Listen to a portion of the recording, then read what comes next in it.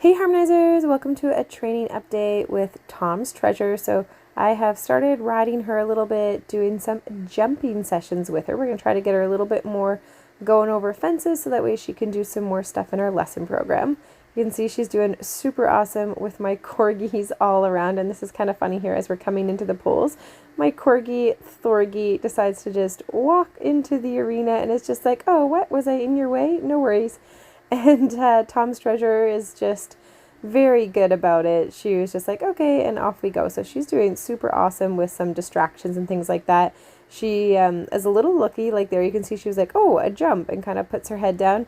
But she's really great because she's not being flighty. Like she'll kind of startle or look like spook at little things, but she doesn't go anywhere and she doesn't take off or bolt or anything like that. So she's got a really great reaction to that. I've been really impressed with her for that. And hopefully by getting her over some more jumps and doing some more exercises with her, then she'll be ready to do some more things with some lesson students. And the biggest thing when you're teaching a horse how to jump is you really want to make sure you don't land hard on their back and that you don't pull them in the face, because if they get yanked on in the face when they're learning to jump or you slam on their back, then they're not going to be encouraged to jump. They're going to be really wary of it. So it's really good if you have really good riders at the very least do the jumping in the beginning, so that way the horses stay really confident. Like there you can see that was a little bit of a longer spot, but I don't get left behind, I don't land hard on her, I don't pull on her face. I'm really good at making sure that she always has slack reins as she's going over, really free in her face to go over them. So here we're working on cantering those jumps, and mostly I want to teach her to rate herself. Rate means to adjust her speed.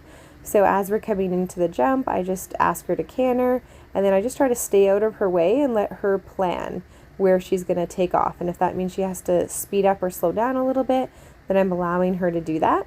And we did a few jumps before we filmed this round, and she actually was giving me some clean flying changes, but then she was a little bit more tired for this last one that we filmed, and she just wasn't quite popping that change for me. But no big deal. We were just focusing on doing the jumps, and then the lead changes were an added little perk that she was also working on. It's so important when we're training horses that we really prioritize what is the one thing we're really trying to train them to do, because if we focus on too many things, they're going to get overwhelmed. So I was just focusing on her cantering the jumps and just learning that striding, and you can see she's doing really well there. We knocked the one jump because she was a little too late with her hind legs for it, but not a big deal. When they're learning, you just kind of want to be like, yep, no big deal.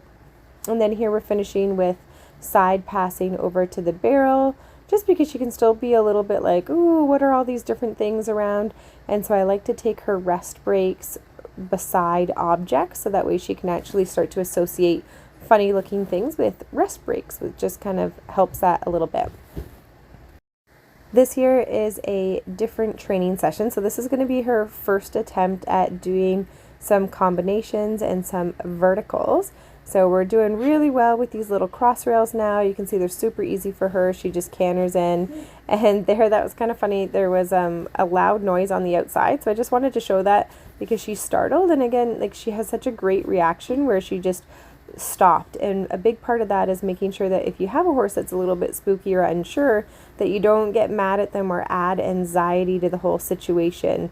So here she came in, and I actually lost my stirrup briefly, and she stopped because she wasn't sure. So I just back up, reset, and then I ask her to go up and over the fence at the trot, which she's like, well, how do I do this vertical jump?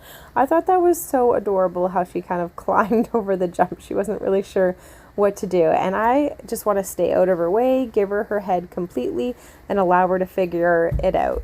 And you can see she came over the next vertical a lot more confidently, so that's fantastic. And so this is her first time kind of doing two jumps in a row, and you can see I totally let the reins go completely slack, even though she jumped that first jump a little bit awkward. Really want to just make sure that I completely stay out of her way. So here doing the two little jumps again and coming across the diagonals, so pretty easy for her doing the single vertical, and then trying to work on getting these two in a row here. So we do the first one, and then she actually does that really nicely, a cute little 3 strides there. And so then now I'm going to try doing a little bit of the diagonal with her over, and she wasn't entirely sure. She was like, oh, you want me to do another jump in a row? And she's got a great reaction. You know, she's really calm about it.